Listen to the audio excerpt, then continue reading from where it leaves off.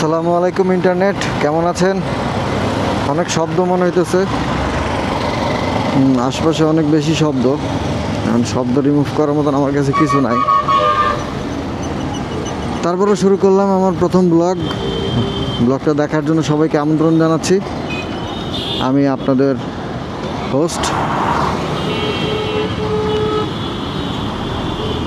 নামটা এখন রিভিল করলাম না, আস্তে ধীরে সব জানতে পারবেন। সব যদি একবারে জেনে ফেলেন তাহলে কেমন হয়। তো আমার প্রথম ব্লগে আপনাদের স্বাগতম আবারও। আর আমার প্রথম ব্লগে আমি ব্লগ যে শুরু করছি, আমি ব্লগ শুরু করার জন্য আমি যে গ্যাজেটগুলি ব্যবহার করতেছি সেটা সম্পর্কে একটু বলি। প্রথমত আমি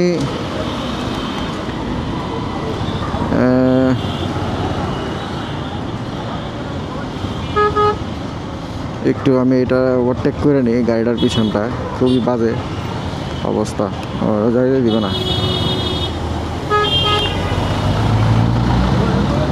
হ্যাঁ, মোটামুটি ফাঁকা হয়েছে।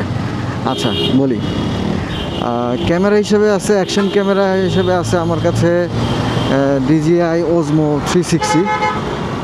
আর সাথে অডিওর জন্য আমি ব্যবহার করতেছি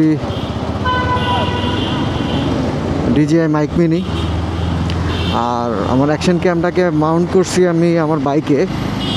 তো আমার বাইকটাতে মাউন্ট করার জন্য যেই বাইক মাউন্টটা ব্যবহার করতেছি সেটা হচ্ছে উলানজির।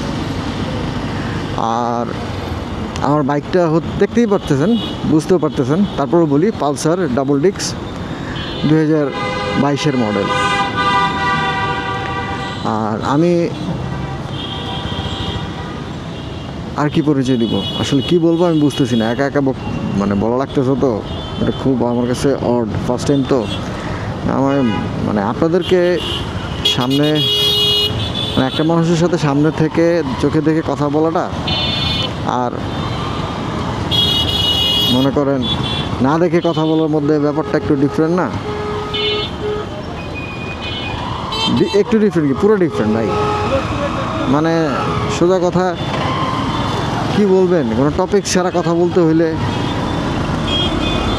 আমি খুব রিজার্ভ একটা মানুষ, খুব সাধারণত কম কথা বলি সবার সাথেই, নিজের মতো করে চলি থাকি।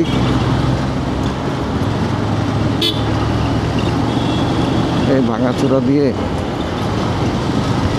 কিন্তু অনেক দিন বলতে অনেক দিন ধরেই, দিন তো না বছর ধরে চিন্তা করতেছি যে আমি একটা নিজের একটা ব্লগ থাকবে।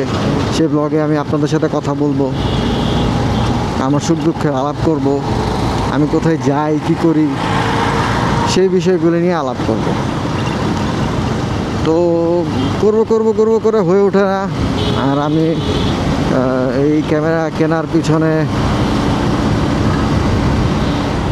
যে অর্থ বা এটার যোগানো দেওয়াটাও আমার কাছে একটু কষ্টসাধ্য ছিল। প্রথমত বাইক কেনা, কারণ কোথাও ঘুরতে গেলে বা কিছু করতে গেলে বাইকটা লাগবে। বাইক ছাড়া আসলে ঢাকা শহরের প্রয়োজনে বাইকের অল্টারনেট অপশন নাই, যদিও ওটা অনেক রিস্ক। আমি বলবো অনেক রিস্ক, কারণ বাইকের কোনো নিশ্চয়তা নেই। আর ঢাকা শহরের বর্তমান যে পরিস্থিতি আর পরিবেশ আর মানুষজনের যে মনুষ্যত্ব বিবেক, তাতে বাইক কেন আপনি আমার মনে হয় শুধু হেলিকপ্টার, বিমান আর মেট্রো রেল ছাড়া ঢাকা শহরে সেফ কিছু নেই। মেট্রো রেল বললাম, সেদিন মেট্রো রেলে দেখলাম, মেট্রো রেলে দেখি নাই, একটা পোস্টে দেখলাম যে মেট্রো রেল ভেতরে ভদ্র মহিলার ব্যাগের নিচে দিয়ে কেটে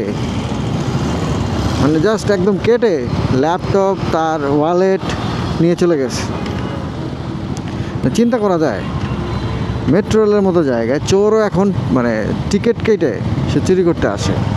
সে চিন্তা করলে 100 টাকার একটা টিকিট কাটবো, 100 টাকার টিকিট কাটার পরে মনে করেন সে 1000 টাকা ফায়দা। এটা তো তার সে তার ব্যবসায়িক চিন্তা ভাবনা করে 100 টাকার টিকিট ইনভেস্ট করছে, এবং এটা অফিস আওয়ারে কিন্তু ঘটনা ঘটছে। আপনারা সবাই বিষয়টা সাবধান হবেন, অফিস আওয়ারে ঘটনা ঘটছে।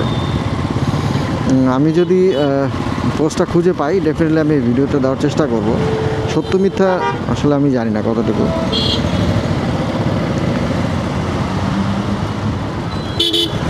না আপনি মানে আপনারা চিন্তা করেন যে আপনি সুস্থভাবে সুন্দরভাবে মেট্রো রেলে উঠলেন, অফিস আওয়ারে অফিস ধরার জন্য আপনার সাথে মানি ব্যাগ বা কিছু একটা মূল্যবান জিনিস আপনার ব্যাগে, আপনি নিশ্চিন্ত দাঁড়ায় আছেন। আপনার মানে মেট্রো রেলে অফিস আওয়ারে কিন্তু অনেক ভিড়াভিড়ি হয়, মানে ভিড়টা প্রচুর থাকে, যার কারণে চেপে চেপে দাঁড়াইতে হয়। তো ওই সিচুয়েশনে কোন লোকটা আপনার ওই কাজটা করবে, আপনি কারে চিন্তা করবেন? আর আপনি কেমনে চিন্তা করবেন এটা? মানে ভাবা যায়? মানে কই চলে গেছি আমরা? দুনিয়া চাঁদে যায়, দুনিয়া মঙ্গল গ্রহে যায়, আর আমরা মেট্রো রেলে চুরি করতে যাই। আচ্ছা, এবার সেফটির ব্যাপারে কথা বলতে চাইছিলাম। সেফটি আসলে কিছু নাই আমাদের দেশে যানবাহনের ক্ষেত্রে, এখন বাধ্য যেটা বলতেছিলাম আসলে হারায় ফেলছি আমি। বাইকটা কেনার হয়েছে আলহামদুলিল্লাহ। বাইকটা কিনছি তো প্রায় অনেক দিন হয়ে গেছে, এটাও অনেক দিন হয়ে গেছে। বাইকটা কিনছি আমি প্রায় 3 বছর বা আর একটু বেশি হবে। আর এই ক্যামেরা সেট আপটা কিনেছি রিসেন্টলি, মানে এই ব্লগের 3 দিন আগে। তো এই জন্যই বলতেছি এটা আমার প্রথম ব্লগ। আমি আমার লাইফে কখনো এরকম ব্লগ করি নাই। তো অনেক বড় বড় ইউটিউবার বাংলাদেশ বিদেশ থেকে দেখে তাদের দেখে ইন্সপায়ার হয়েছি। স্পেসিফিক কারণ আমিও বলবো না, আসলে দুঃখিত, বলবো না বলতে বলা যায়, বলতে আপনারা তো জানেন সবাই, আমি তো নতুন আর বাকি সব তো পুরনো, তাই বলার কিছু নাই আর কি। এই আমি কেন মানে খুব সাধারণভাবে বলি যে আসলে মোটো ব্লগিং সেট আপটা অ্যাকচুয়ালি থাকে হেলমেটের মধ্যে,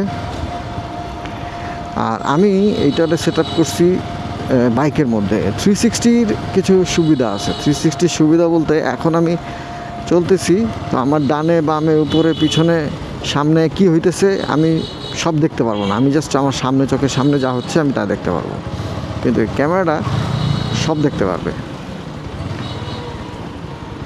মোটামুটি আর কি। মানে 90%, 85% দেখতে পারবে, কারণ আমার বডির পিছনের অংশটুকু আর সে দেখতে পারবে না যেই সেটাতে আছে।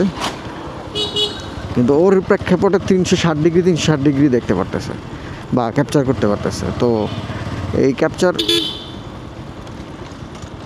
করতে পারতেছে বইলা ওরা চয়েস করা, কারণ পরবর্তীতে আমি যখন এডিট করতে বসবো তখন ফুটেজটা দেখে আমি বুঝতে পারবো যে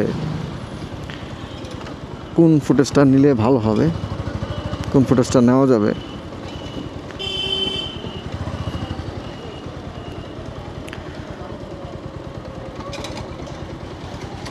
আমি কথা বলতে বলতে কোন রাস্তায় চলে আসছি, আমার বাসার রাস্তার এই খারেক দিকে চলে আসছি। ভাই আমি যে কি বলতেছি আমি নিজেও জানি না, একটা মানে আমি সব বলার সুযোগ করে দিছি, বলতে থাকা। বাইক চলতেছে, আমিও বলতেছি, আশেপাশে অনেক কিছু ঘটতেছে, আমি সেগুলি ফলো না করে আমি জাস্ট বাইক চালাইতেছি আর আপনাদের সাথে বলতেছি। আর কী চিন্তা করবো সেটা বলার চেষ্টা করতেছি, মানে বলতেছি আবার চিন্তাও করতেছি। তো এখন মোটামুটি আমি আমার বাসার কাছাকাছি চলে আসছি। তো আজ এই পর্যন্তই। এই ব্লগটা কেমন হয়েছে আপনারা একটু জানাবেন, আর এটারে আমি আর কি ডেভেলপ করতে পারি।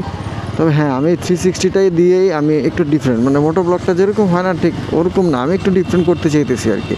তো সেই সাপোর্টটা অ্যাকচুয়ালি মানে আমি আপনাদের কাছ থেকে আশা করি। আর এছাড়া আর কি চেঞ্জ করতে পারি বা কী আনতে পারি বা কী ভ্যারাইটিস করতে পারি, সেই জিনিসটা যদি আপনারা আমাকে একটু বলতেন, সাজেস্ট করতেন, কমেন্টস করে জানাতেন, আমি সত্যি খুব উপকৃত হতাম। আর সবচেয়ে বেশি আপনাদের ভালোবাসা দরকার। আপনাদের ভালোবাসা পাইলে আমি সামনে আরও অনেক ভিডিও বানাতে পারবো, বানানোর আগ্রহ পাবো। তো এই আশাটুকু রেখে আপনাদের কাছ থেকে আজকে বিদায় নিচ্ছি। তো সবাই ভালো থাকবেন, যেহেতু রাত্রেবেলা রাইড করতেছি এই জন্যই সবাইকে শুভরাত্রি। টাটা বাই বাই ইন্টারনেট, ভালো থাকবেন।